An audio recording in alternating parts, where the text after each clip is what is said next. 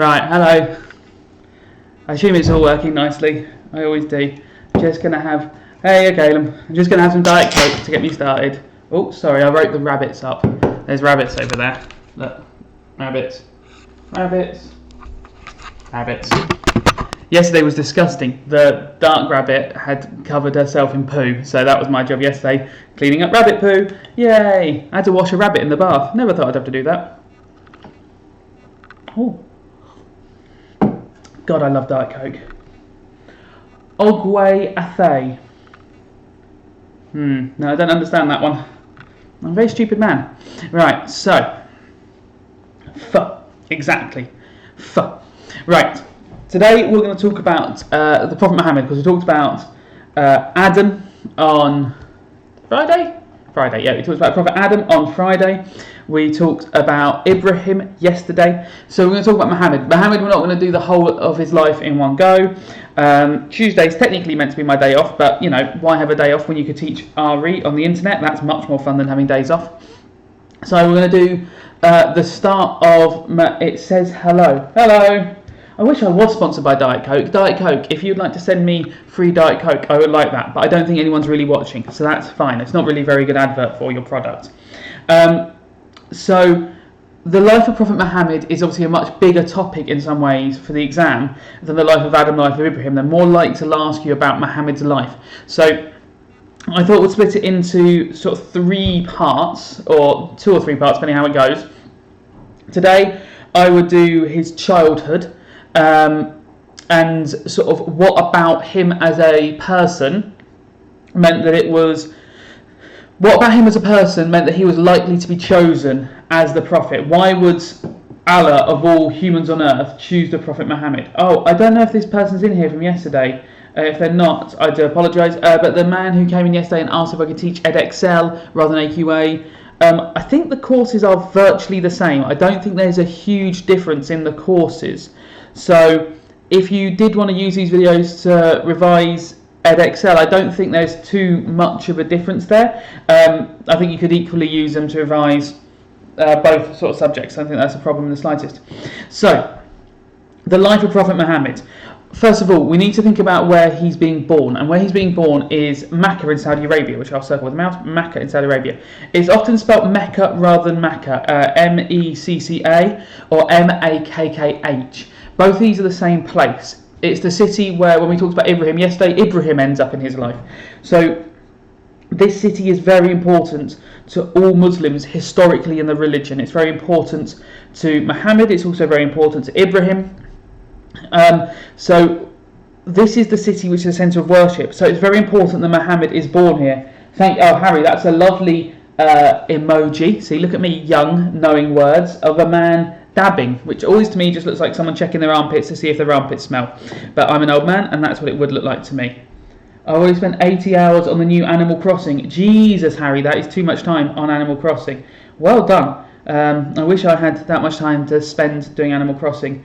I have not spent that much time. I've not even managed to get back onto Stardew Valley since yesterday, so at the end of this I might go back on my farm for a little bit, just because I'm allowed to be on the computer for an hour at this point, so it's quite a nice time when no one bothers me to get some farming done. So we're going to keep that quiet and under our hats. So we'll get through this, and then I'm going to spend the rest of the time farming, and if you want to watch me farm, that's up to you, and if you don't, I don't blame you. So Muhammad's childhood. Muhammad was born around the year 530 CE. It's about 1,500 years ago. And he's born in Mecca, which is in Saudi Arabia. Now, Ibrahim in Mecca had built I've gone forward one. Ibrahim in Mecca had built the Kaaba, and he had convinced the people to worship one sort of God. Oh, you've done some fixing cars. Nice one, Caleb. That's more than I've done. So Ibrahim had convinced people to worship one God. He'd built the Kaaba as this sort of centre for monotheism. Monotheism, mono meaning one, like a monobrow is one brow, one eyebrow. Mono meaning one, theism, worshipping God. Atheism, someone who doesn't worship God. Monotheism, worships one God. Polytheism, worships many gods. So Ibrahim had managed to make the city into a place of monotheism, but don't forget, Ibrahim was 3,900 years ago. This is 1,500 years ago. I'll get to Stardew Valley when I've finished doing the RE bit. Shush. Right, so it goes 1,500 years ago. We've got to go back for Muhammad. He's born into Mecca, and the people have given up worshipping one God. The people are now worshipping idols again. I bet. So the people are worshipping idols again. They filled the Kaaba with all these statues. All these statues are in the Kaaba, and Muhammad is not pleased about this. He is like, well, this doesn't make any sense to me. But we'll get to that in a second. His dad, Abdullah, dies before he was born. So before Muhammad was even born, his dad is dead. His mother, Amina, dies when he was 6. So in your exam, if you get to anything about families and children or abortions, you can talk, can you dab? I never dab. I look ridiculous when I dab. I'm an old man. Don't make me do young people things. When we talk about anything about adoption, we can go, oh, Muhammad was adopted, and therefore this is how Muslims should, they should also favour adoption over abortion, or they should favour adoption when they can to help other people, because Muhammad was adopted, and it shows that we should follow in his family's example. He was part of the Quraysh tribe. Now, my pronunciation is probably awful of that. So he's part of this tribe called the Quraysh, and his uncle Talib, Abdul Talib, raises him. Abdul Talib is a caravan driver. I'm not talking about a caravan as in the thing that's on the back of your car that you take to Bridlington or Skegness, and you sit there and you go down the pier and play on the penny slot machines. I love penny slot machines. I wish there were penny slot machines everywhere. I don't understand why they're not everywhere. Just you put the 2p in and it shunts it. Well, them shunting machines. I love them shunting machines. Oh, they're the best. I want one in my house. Maybe I'll just buy one when this is all over. I'm not spending any money at the moment on petrol or on like going to the pub. So maybe at the end of this I'll buy a 2p machine. That would be the best. He became a trader, leading caravans of camels across the desert. So caravans in this sense are a load of camels tied together. So to caravan meant to tie your vehicles together and tow them as a caravan is. Now, I do like a grabber, Harry, I'll be honest, I like a grabber. I prefer a shunter than a grabber. The grabbing machine I've never won on. The shunting machine I have. There's something about watching it as the coins get closer to the edge and form that sort of like impossible lip where you're like, how are they even still on there? And that moment when they cascade is kind of beautiful. So Muhammad becomes a trader, leading caravans across the desert. And as far as we are told in the Quran and the Hadiths, he is a good trader. He makes profit, but he's also trusted by the tradesmen. He settles disputes between them. He sorts out problems. He's meant to be a good guy. We're meant to like be in favour of Prophet Muhammad and his attitude during this time.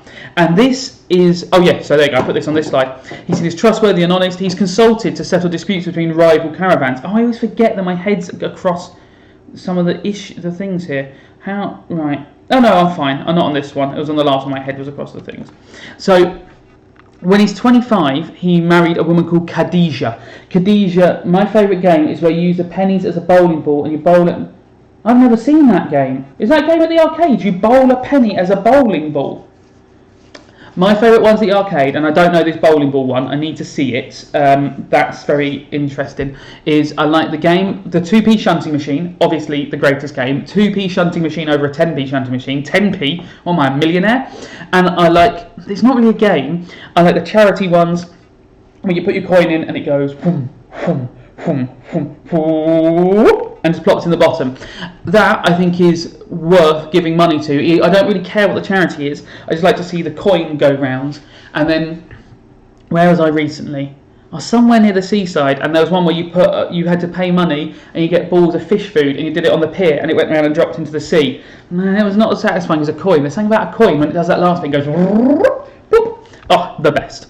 So Khadija, he marries Khadija. Got to go back to Ari. He marries Khadija when he's 25 and she's 40. Now, there are lots of words for men who are attracted to older women, and none of them that we're going to go over now. And I don't want any of them to appear in the chat, so I'm going to covering up what's in the chat at the moment because I'm sure it'll be something slightly rude. But he marries this woman 15 years older than him, so he's 25 and she's 40.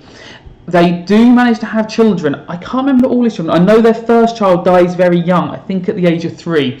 I can't remember if any of their children survived adulthood. I would have to re-look into that. I don't know his family tree as well as I should. But Khadijah is often considered his most important wife because he does have multiple wives. He has many wives, as was the tradition in these days to have multiple wives. A nice quote, which I believe is from the Hadiths rather than the Quran itself. In fact, I'm almost certain it's from the Hadiths. I haven't checked, but I would be surprised if it was anywhere else. She believed in me when no one else did. She accepted Islam when people rejected me, and she helped and comforted me when there was no one else to lend a helping hand. This is important for many Muslims because when they point at, like, when people have a go at religions and go, oh, Islam is sexist, or when Muslims treat women badly, many Muslims point at this and go, look, when we go back to the history of the faith, we can see that women are important. Khadijah is clearly vitally important in the Quran. She's clearly vitally important in the creation of the religion because it is her support of the Prophet Muhammad that leads him to be able to have the strength to deliver this message. Allah has chosen Muhammad, but Muhammad chose Khadijah. So we can look at if Muhammad is the perfect example for us, the fact that he didn't choose some young, quiet bride, he chose Khadijah, who was older than him, very forthright, a strong woman with her own money and wealth. He doesn't marry her and take care of her. He marries someone who's also quite powerful. She is a strong woman. That's very important.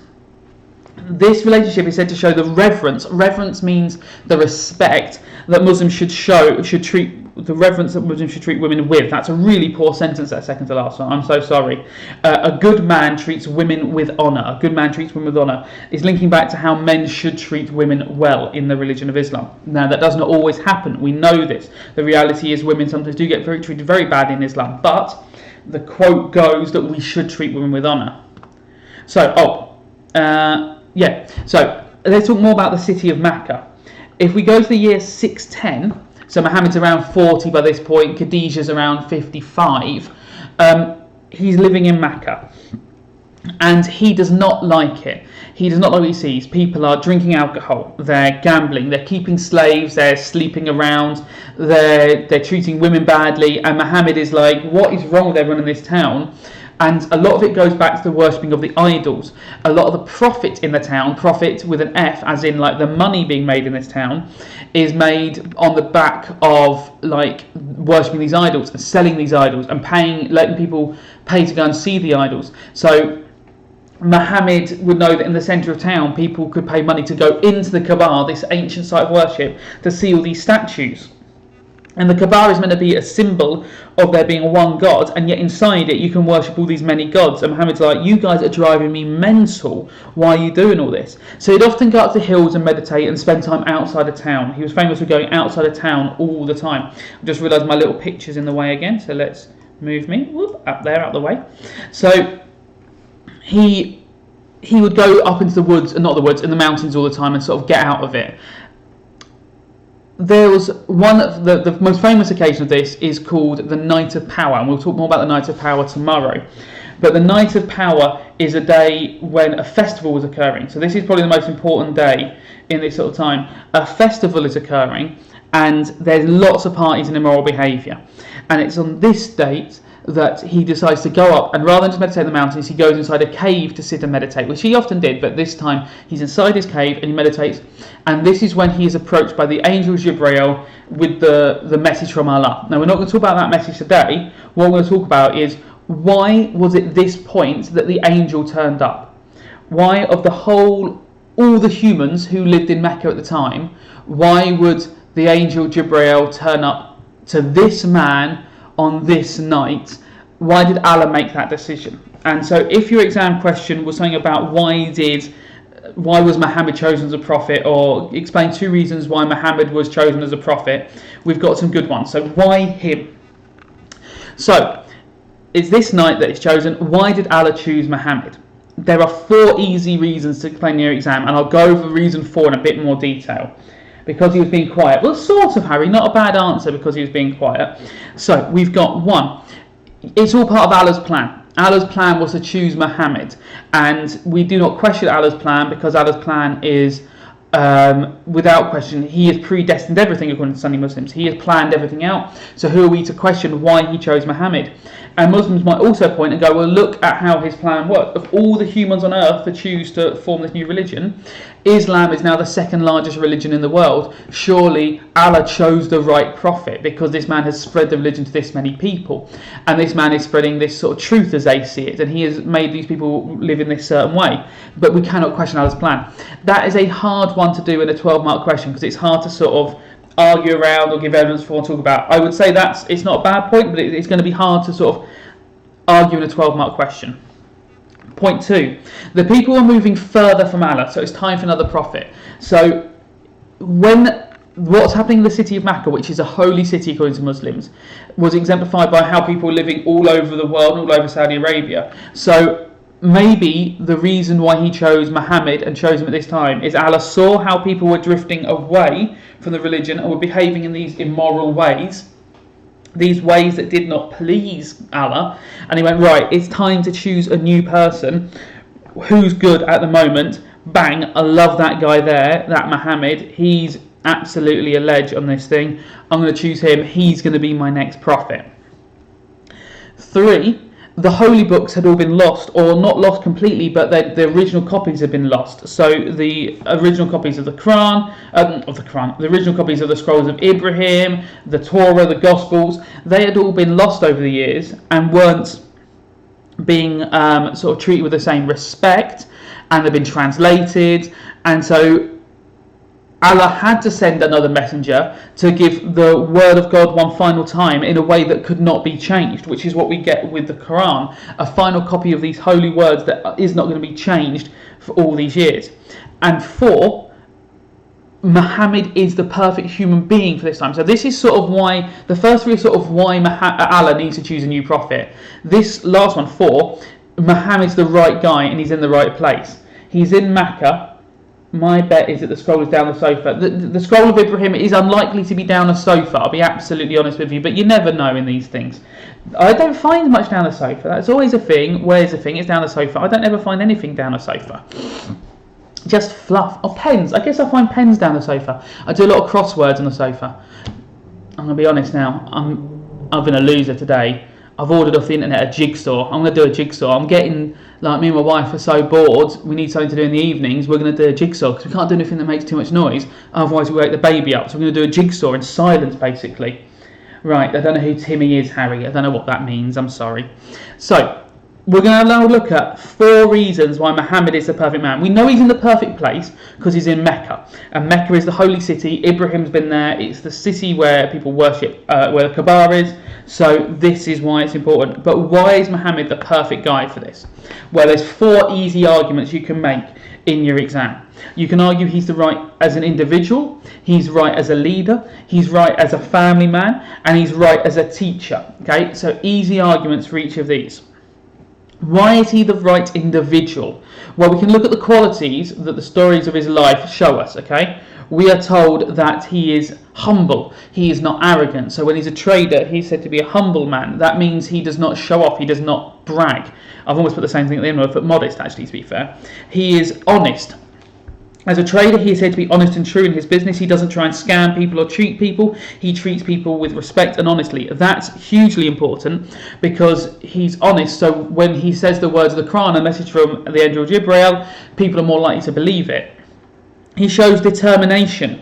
He has been willing to work all his life as a caravan driver, and he has led the caravan across the desert many times. You need to be a determined individual to do that, but he's also been determined to follow his own path. When other people in Mecca were drinking and doing what they wanted, he refused to join in. He carried on believing in one God and praying separately in the woods.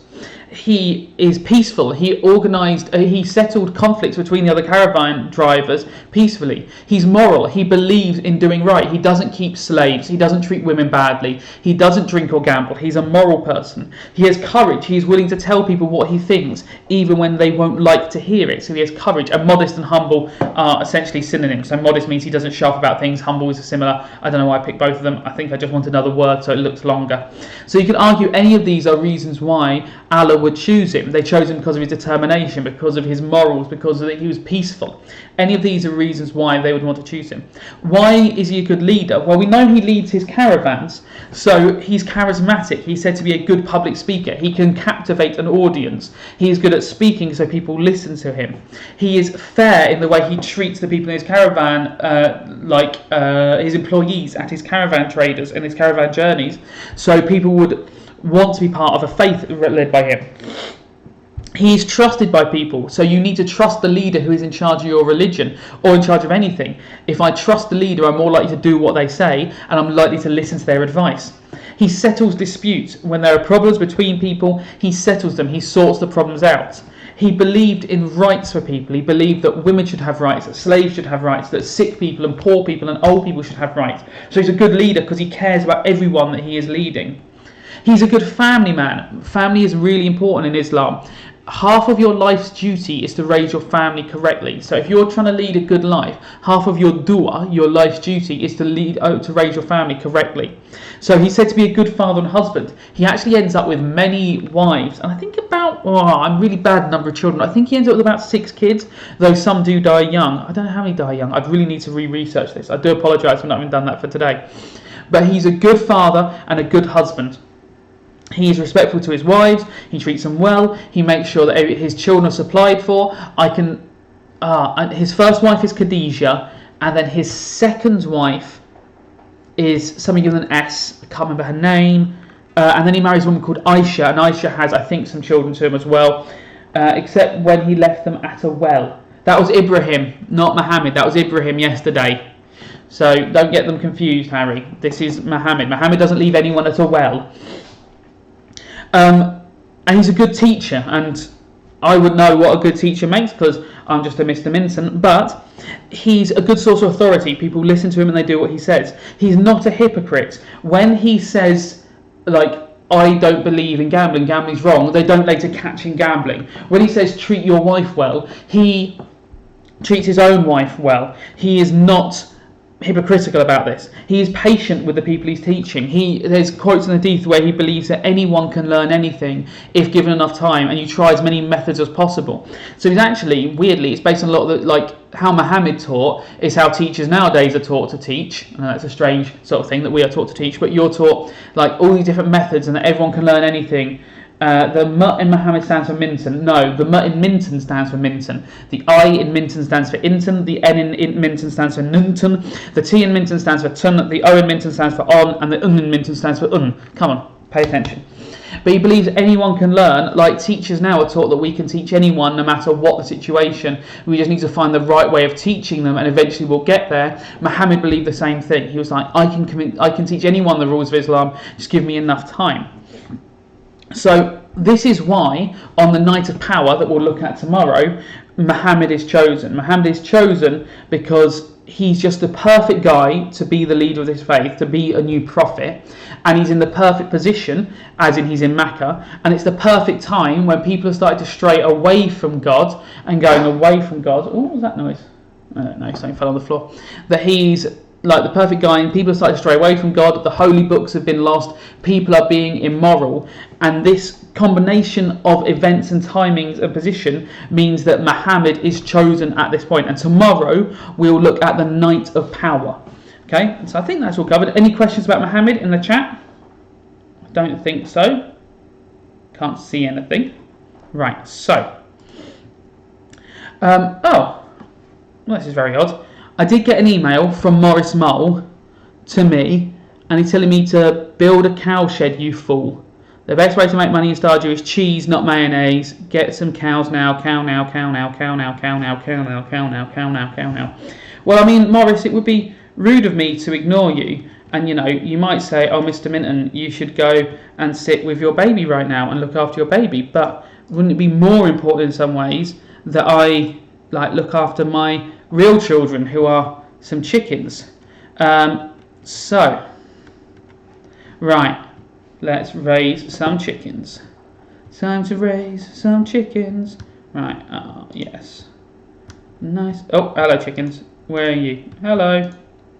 Web, stupid Web at the seat. Actually, you're a white Web. I don't mind you. Where's Tinsy? Tinsy's probably hiding as always. Yeah, Tinsy, always inside. You're so lazy. Oh, you're not even in it. These are such big eggs. I think these would really hurt if I was laying these eggs. I'm very glad I'm not a chicken. Right, where the hell are you, Tinsy? Is that you? Why are you always hiding? What's your problem? Oh, 450 gold? I can't remember how much it cost. That's probably not very good value. Gonna make mayonnaise for all the people. Gonna put it on some bread, not on spaghetti. Whoever puts mayonnaise on spaghetti is losing their mind. Eggs. Oh, no, don't sell the egg. Woo! Right, okay. Here's what I got from the mine the other day, innit?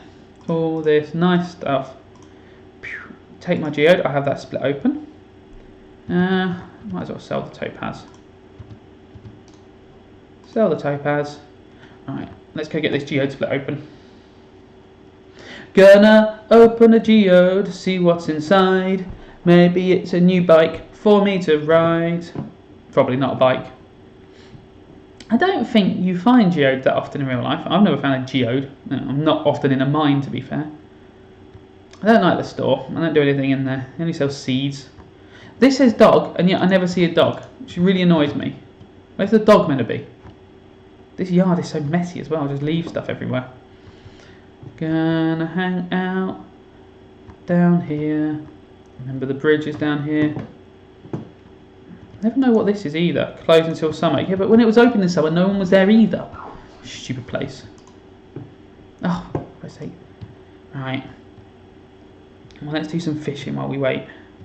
Fishing for fish. Fishing for fish. Yeah, I'm done with the RE for the day, Caleb.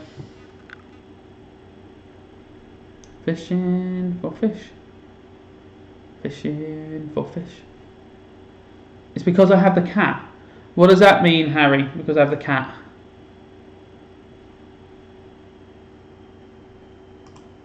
Oh, soggy newspaper. Why do I want... Oh, this is trash. I don't want trash. Oh, I want to go over there. Actually, I need to fish that bit. Pour? Yes, please. If you have any questions about the RE, Caleb, just ask them now and I'll go over them. I can always ping back to the PowerPoint. No. What are you doing? Wandering around. No. Oh, the shop's open now. Let's go to the shop and get that open. In your house. So I've got my cat, Fatto. But what does that mean? Okay, nice one, Caleb. Oh, right, but why? Right, so I know I can't get the dog. But over here, at this place, because I've got to choose between cat and dog at the start, and I was like, I'll have a cat because I've got a dog in real life. There's a thing here that says dog. Does this dog not exist then? Is this dog only if I choose the dog at the start? Oh, no, look, there's eyes in there. There's a dog in there. I never noticed that before. That was definitely little red eyes. Woof. Come out. No, probably best not to bomb it. Do you want an egg? I'll give you a lovely egg. Doggy. Eat an egg. No, don't eat the egg. Give the egg to the dog. Can I chop the fence down? No. Right. I'll go and open the geode. It's getting late. Yeah, you see what I mean? Like, what is in there? Maybe it's something exciting, maybe it's not. Right, okay. Going in the shop. Hey, babe. Open this geode for me, mate. What's inside? Now, that means I can make more mayonnaise things. I think you need to make friends with the farmer family. Oh, I don't want to make friends. I have enough friends in real life. They're a nightmare. Don't need friends in here either. Wasting all my time. Right. Need to go to the shop to look at how to build cows, like that man said. Need to get a cow. Make some cheese. I do love cheese. In real life, cheese is probably my favourite thing. If this thing, like this lockdown is to go longer, as long as I can get cheese, I'm kind of fine. Cheese, Diet Coke, salt and vinegar Pringles. Pretty sure I can live through it. And stuff for my baby. Obviously stuff for my baby. To keep the baby alive. That's important too. I love my child. But cheese as well. I love cheese. Right, construct farm buildings. Got a coop. Barn. So houses for barn dwelling animals. I assume this is where I can put cows. Well. I don't need a well. Silo. Got a silo. Thought I needed that early on for grass, but it's just sitting there at the moment. Mill. Don't think I'm ready for that yet. Don't know where I get cloth from. Not found any cloth. Shed. Empty building. Oh, no. Fish pond. Fish pond. That's interesting. Think about that for later. Cabin. A home for a friend. I don't want friends. No. Oh. Oh. Now, iron bars. I've got some hardwood. I don't have any iron bars. Slime hutch. Slime hutch. Do not want a slime hutch. I don't like the slimes. I have to fight them. Right. Big coop. Houses 8 chickens. Jesus. I can't handle that. Shipping bin. Right, okay, so let's go for a barn. I need 350 wood and 150 stone. 300... Oh, I've forgotten how much already. So, I just need to ask a question. 350, 150. 350, 150. Just going to write that here. Alright, that will remind me. Right. Oh, bird. No, run away. Going home to count my wood. Look to see if I've got enough. Soggy newspaper. Right. Soggy newspaper. Why? How would you catch soggy newspaper? Right. You. Have that soggy newspaper. Gross. Unlucky. I don't like you. It's a newspaper. What am I going to give you? An egg? I'll give you an egg. Eggs are precious. Oh, I've got lost. How do I get out of town?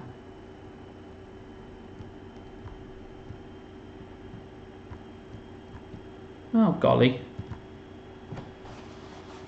Oh, I'm too high up. I need to go further down. That's where I am. I've got myself all turned round.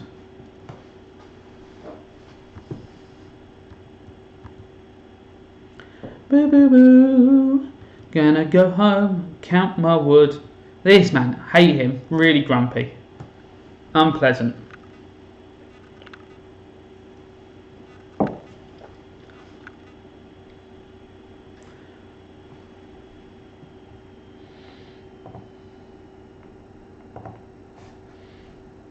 Alright, got mayonnaise.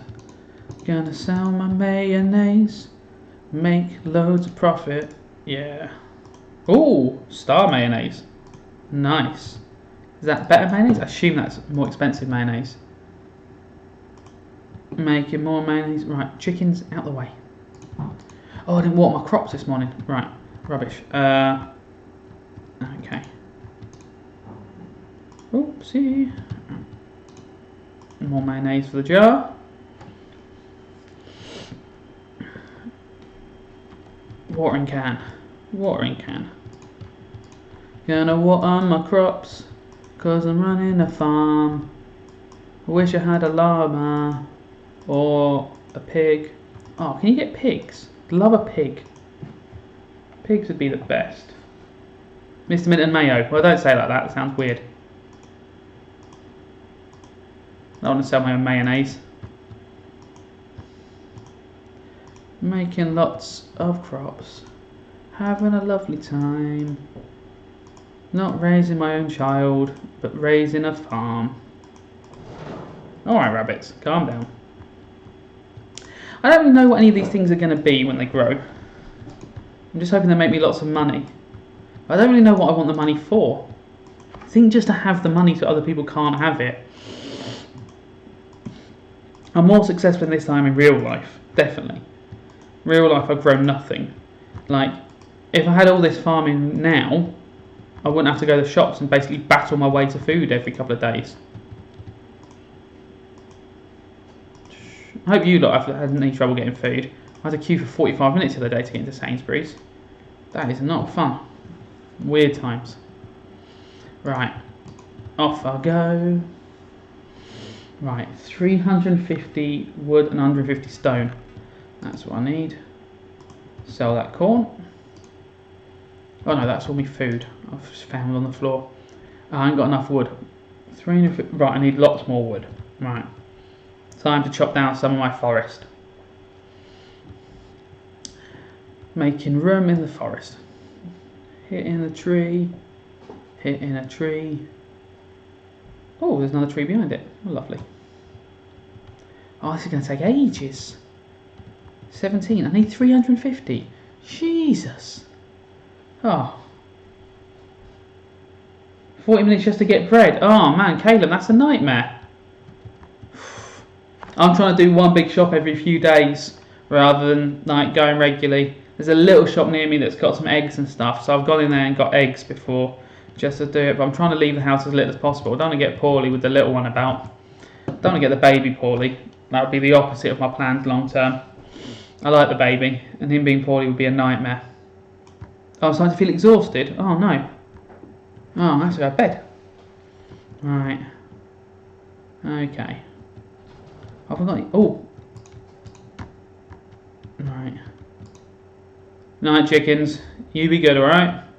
Where are you, Tinsy? Right, be good. Be a pain in the backside. Alright. Looking after my chickens, they're my only friends. We'll be together till the bitter end. Selling mayonnaise for a profit. Oh yeah, I can plant some more trees when I'm done. See you later, Caleb.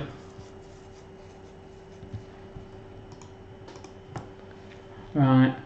Oh, I'm going to have to go relatively soon, guys, because I can hear a baby getting awake and being a bit loud. Right. Well, I'm going to leave it there for today, because otherwise I'm not going to be able to raise my baby very well. So, yeah, I'll try and get to the person who emailed me about cows. I'll try and get the cow shed tomorrow, hopefully. I can spend all my time chopping down trees. Right. Oh, it's so windy. Right. I will see you lot all later. Stay out of trouble. Be good.